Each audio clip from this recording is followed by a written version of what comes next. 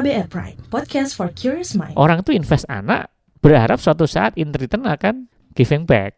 Artinya memang ya saya nggak mengatakan bahwa ini nggak manusiawi ya, tapi dalam perspektif ekonomi, anak itu adalah bisa dianggap sebagai barang investasi. Karena investasi ya orang tua kan nyekolahin macam-macam itu kan investment ya. In return ya mereka berharap suatu saat akan kembali.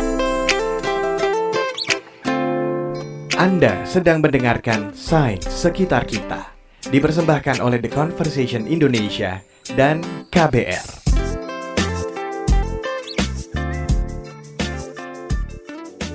Halo, kita ketemu lagi di Sains Sekitar Kita. Kita masih tetap akan ngobrolin dan ngobrol juga sama peneliti-peneliti hebat di Indonesia. Dan seperti biasa juga, aku gak sendiri karena setiap episodenya aku selalu ditemenin sama the one and only Lutfi. Hai Lutfi, kita mau ngobrolin apa nih kali ini? Halo Naomi, apa kabar? Jadi di episode ini kita akan ngobrolin tentang child marriage, pernikahan dini. Wow, pernikahan dini, gimana nih maksudnya? Ya bener banget, jadi ada loh ternyata riset yang mengungkap adanya hubungan antara bencana dengan angka pernikahan dini. Indonesia sendiri kan istilahnya apa ya, terletak di cincin api Pasifik dan kayak prone to so many disasters ya. Ada gempa, tsunami, banjir, gunung meletus, you name it lah. Dan ternyata dampaknya itu nggak hanya korban jiwa, kerusakan bangunan, penyakit dan sebagainya, tapi juga ada hubungan ke peningkatan jumlah kasus pernikahan anak. Kok bisa sih? Terus hubungannya apa coba? Tapi ntar dulu, berarti kali ini kita gak akan bahas tentang cinta-cintaan lah ya. Aku kira kita mau bahas tentang cinta-cintaan. Biasa nonton drama Korea gini. Ya ternyata ada hubungannya. Dan kali ini kita akan bertemu dengan peneliti-peneliti di balik riset itu, Dr. Teguh Dartanto dan mahasiswa bimbingannya Ratih Kumaladewi. Keduanya berkolaborasi meneliti soal ini. Dr. Teguh sendiri itu adalah peneliti senior di Lembaga Penyelidikan Ekonomi dan Masyarakat (LPEM), Fakultas Ekonomi dan Bisnis Universitas Indonesia. Dulu sebelum saya menjadi ketua departemen, saya adalah salah satu ketua research group, namanya adalah Research Group on Poverty and Social Protection, sehingga kita sangat fokus isu-isu terhadap kemiskinan, isu-isu ketimpangan, isu-isu pembangunan dan juga proteksi sosial. Sementara Ratih saat itu dia statusnya adalah mahasiswi bimbingan S1-nya Dr. Teguh, dan sekarang dia sedang S2 di Eropa. Halo, nama saya Ratih. Saat ini saya sedang menempuh pendidikan S2 di bidang Public Policy and Human Development di salah satu United Nations University, tempatnya di Maastricht, Belanda. Ini menarik sih, dan to be honest, aku penasaran banget deh sama korelasi antara kejadian bencana sama pernikahan anak ini. Gimana sih ceritanya kok bisa kepikiran gitu loh untuk ngeriset ini? Aku aja gak kepikiran sama sekali, karena memang ya mungkin belum ada mental peneliti kali ya. Ya jadi waktu itu kan, waktu brainstorming session skripsi S1-nya ya, Dr. Teguh itu selalu pesan ke mahasiswa bimbingan ya, kalau milih tema skripsi, itu pilihlah topik yang kamu suka untuk meneliti, tapi dekat dengan realita gitu. Dan ini adalah topik yang dipilih oleh Ratih, yaitu child marriage atau perkawinan anak. Kenapa? Ternyata it turns out bahwa topik itu sangat dekat dengan Ratih. Salah satu anggota keluarganya mengalami child marriage, dan hal tersebut sangat membekas di hati Ratih. It's actually quite emotional for me when I think about child marriage, because I know how, at least for my personal experience, how bad it is. Child marriage is actually a personal issue for me. Saya tumbuh besar di lingkungan yang terekspos dengan pernikahan muda, di mana lingkungan sekitar saya, saudara-saudara saya atau teman dekat saya, mereka masuk ke dalam praktik pernikahan dini, dan itulah mengapa saya sangat tertarik untuk mendalami isu ini. Aku sih sempat denger ya kejadian pernikahan anak di Indonesia, tapi sejauh ini aku tahu kebanyakan terjadinya itu di kawasan-kawasan terpencil, dan itu lebih karena adat ya. Tapi sebetulnya gimana sih angka dari pernikahan anak di Indonesia ini khususnya? Jadi berdasarkan data dari Kementerian Pemberdayaan Perempuan dan Pelindungan Anak ya, KPPPA, itu sekitar 11% dari 80 juta anak di Indonesia itu sudah menikah sebelum usia 18 tahun. Kalau misalnya angka dari UNICEF itu bisa lebih tinggi lagi, 1 dari 4. Dan menurut beberapa kelompok advokasi yang cukup prominent, ini membuat Indonesia itu statusnya 1 dari 10 negara dengan angka pernikahan anak tertinggi di dunia gitu. Cuman mungkin selama ini risetnya itu kan lebih banyak tentang penyebab nikah anak ya, dalam misalnya konteks agama atau kultur budaya. Rati dan Pak Teguh ingin explore adakah pemicu lain yang lebih bisa menjelaskan gitu. Mereka kemudian memprediksi salah satu penyebab yang bisa memperparah child marriage itu adalah bencana. Kok bisa sih? Ternyata menurut Dr. Teguh, logika ekonominya seperti ini. Literatur itu beberapa literatur menunjukkan bahwa literatur yang sudah ada ya, yaitu menunjukkan bahwa banyak orang tua dalam kasus-kasus tertentu di India atau di beberapa negara developing countries itu menikahkan anak itu adalah salah satu solusi untuk mengurangi beban orang tua.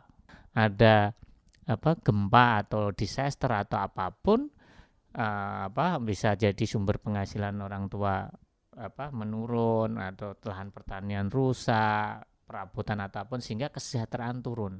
Menikahkan anak perempuan itu akan mengurangi beban orang tua karena tanggung jawabnya berpindah kan. Dari fenomena ini kan kita bisa melingkan, oh ada pernikahan dini, ada disaster, ada teori yang penelitian-penelitian yang sudah ada seperti itu ya sudah kita coba ramu. Oh jangan-jangan logikanya seperti itu loh. Oke, berarti jadi dari pemahaman aku nih ya, berarti tujuan penelitiannya itu sebenarnya adalah untuk melihat apakah polanya itu juga terjadi di Indonesia. Terus kalaupun iya, itu gimana coba proses mikirnya orang tua dari terjadi guncangan finansial sampai memutuskan untuk menikahkan anak, ya nggak sih?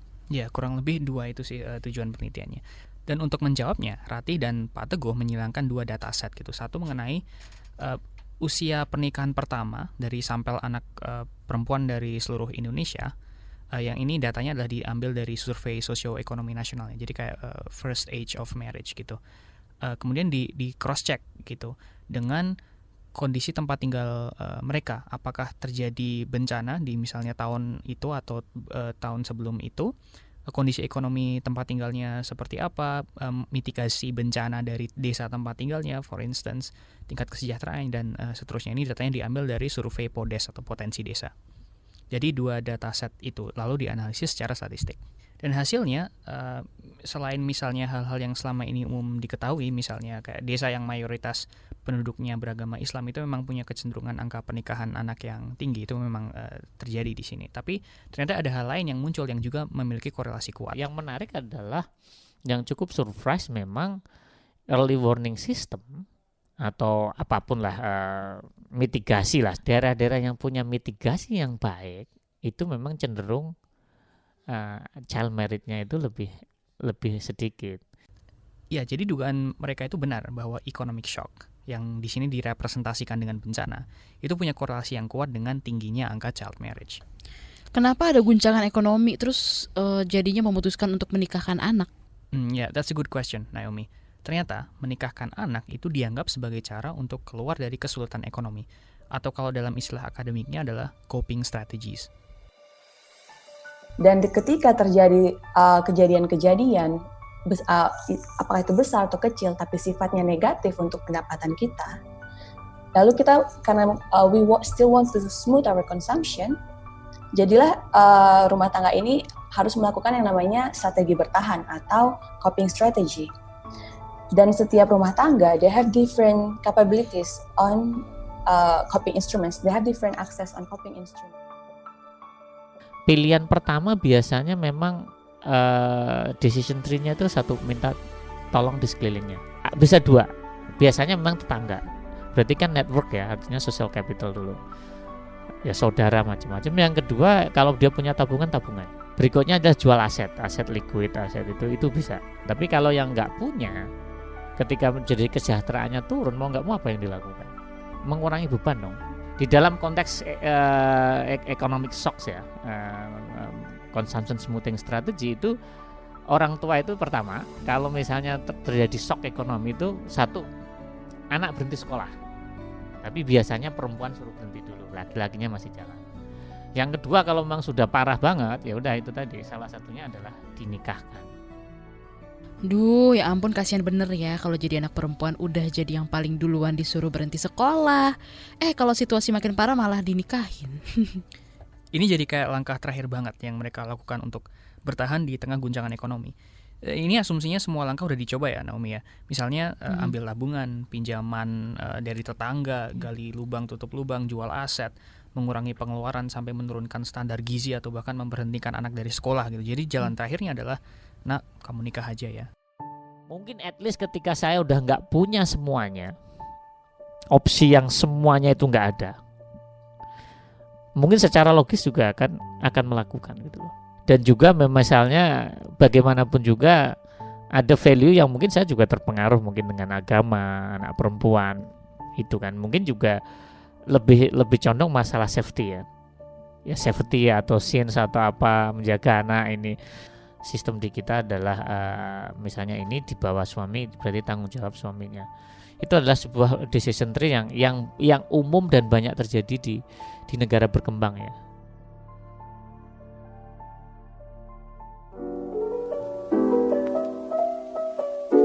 Anda sedang mendengarkan season kedua dari Sains Sekitar Kita.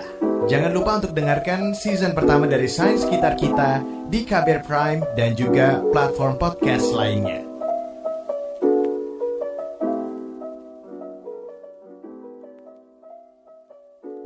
Kita kembali lagi di Sains Sekitar Kita. Kita masih ngebahas soal hubungan antara bencana dan kasus pernikahan anak yang memang ternyata ada hubungannya.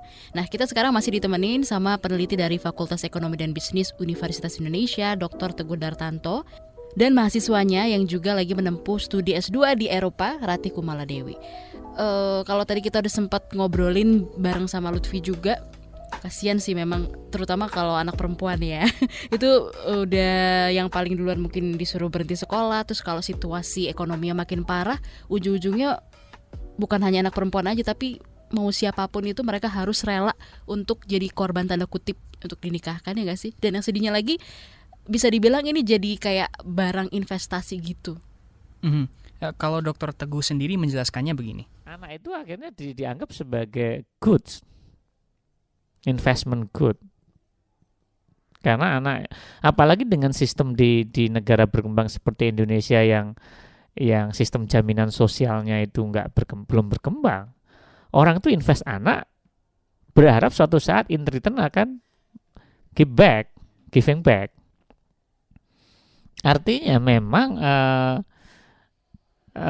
ya saya nggak mengatakan bahwa ini nggak manusiawi ya, tapi dalam perspektif ekonomi, anak itu adalah bisa dianggap sebagai barang investasi. Karena investasi, ya orang tua kan nyekolahin macam-macam itu kan investment ya. In return ya mereka berharap suatu saat akan kembali. Ya mungkin banyak orang seperti itu. Ini Naomi, satu hal yang sering membuatku punya reservations atau keraguan gitu ketika misalnya memikirkan tentang pernikahan atau punya anak gitu, yang aku rasa juga dimiliki oleh banyak orang di generasiku kali ya. Kalau dari sudut pandang kamu gimana Naomi? Kamu kan udah punya anak nih. Kalau aku pribadi, karena memang aku punya anak dan kebetulan memang anakku perempuan, itu kalau ngelihat kondisi seperti ini dan bisa dibilang tanda kutip jadi barang investasi, wah jangan sampai lah. Aku sangat nggak setuju sebenarnya. Cuma kalau sampai ada hubungannya si bencana ini sampai menikahkan anak di usia yang masih muda, menurut aku sih kurang bijak ya gitu. Kalau mungkin respons pertama kita mungkin adalah, ini eksploitasi anak banget nih ya. Tapi ternyata Dr. Teguh itu juga mengingatkan bahwa kita tuh kalau bisa jangan semudah itu ketika memberikan penghakiman gitu ya. Kita kan kacamatanya sekarang ini seringkali sebagai orang urban middle class gitu ya, yang mungkin luput mempertimbangkan adanya faktor-faktor lain yang bisa mempengaruhi keputusan untuk child marriage gitu ya. Misalnya nih, kondisi ekonomi kita di penjuru Indonesia ini kan luar biasa timpang banget, ada economic inequality yang cukup besar, dan itu membuat kemampuan kita untuk menghadapi economic shock itu jadi beragam juga.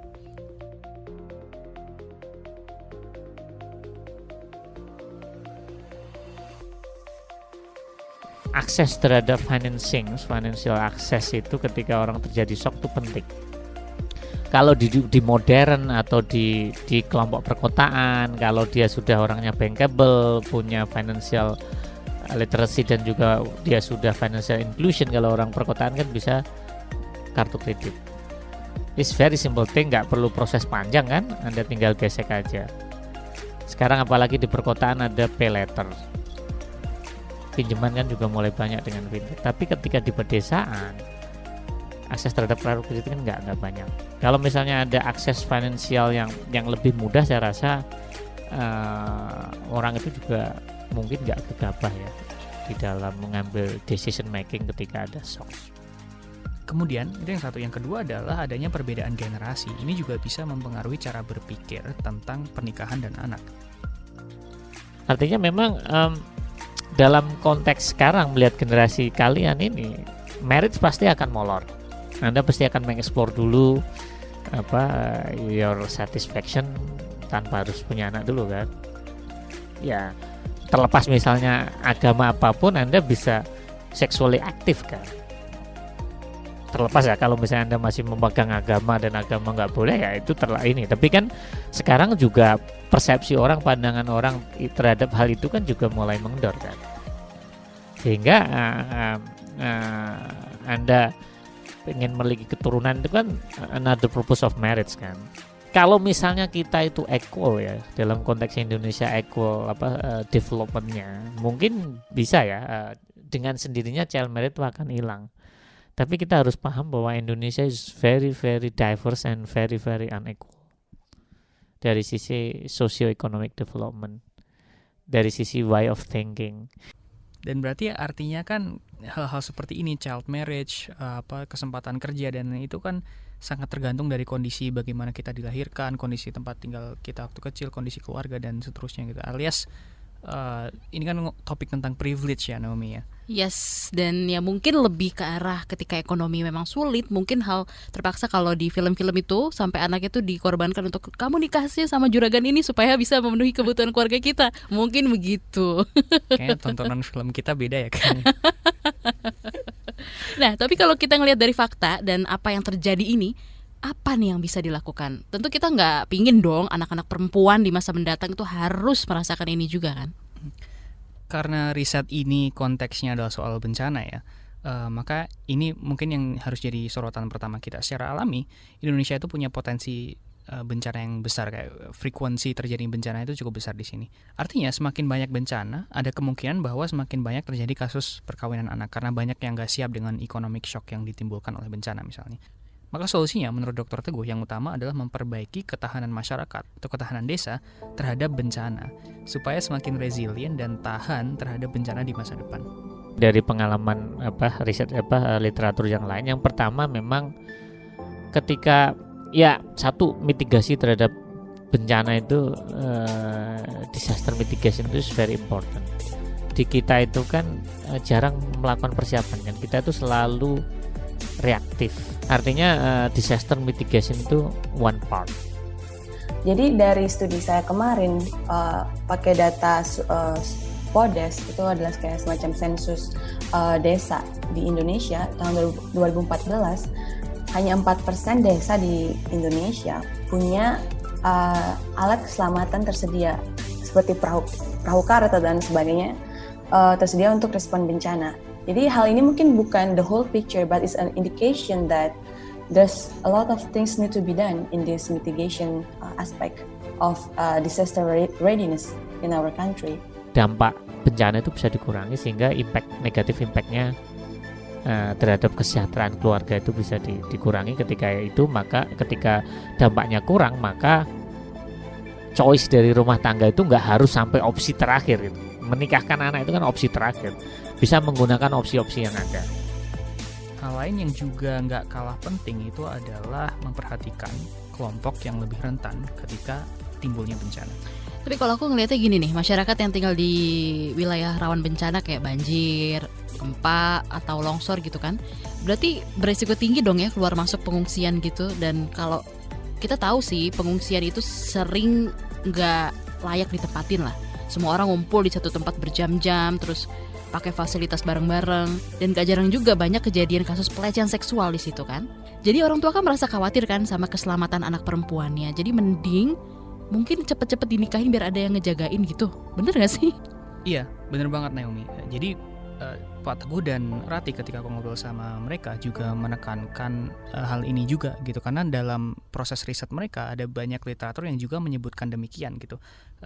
Mereka sempat mengatakan seperti ini. Kedua itu adalah respons bencana. Untuk dari pemerintah sendiri, hal yang penting adalah untuk aware bahwa ada vulnerable groups yang mereka bisa lebih rentan untuk terdampak dari bencana ini. Dan untuk kasus studi skripsi saya, dia di sini anak perempuan, mereka ada kemungkinan loh anak ini berhenti sekolah dan juga masuk ke dalam pernikahan dini, karena concern orang tua salah satunya to alleviate their burden, but at the same time ada juga studi yang menunjukkan karena orang tua itu mereka khawatir dengan tempat pengungsian yang tidak aman seperti itu, so they think it's the way to save their young girls.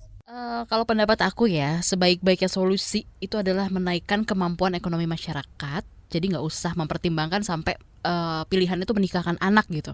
Dan tentu aja kesadaran soal pendidikan itu kan penting buat semua anak, nggak cuma anak laki-laki aja. Yap, benar banget. Poin ketiga yang juga ditekankan oleh Pak Teguh dan Rati itu juga adalah pendidikan. Ketika di jangka panjang, education is the most powerful. Karena dengan education, satu, Anda mempospon usia kan, karena dia harus beraktivitas terus pendidikan. Yang kedua, dengan education itu bisa membuka kesempatan orang untuk another activities. Ya kan, dengan adanya pendidikan maka dia bisa ada kesempatan kerja. Orang kesempatan kerja akan molor lagi. It makes me okay. I realize how important equal opportunities for everyone.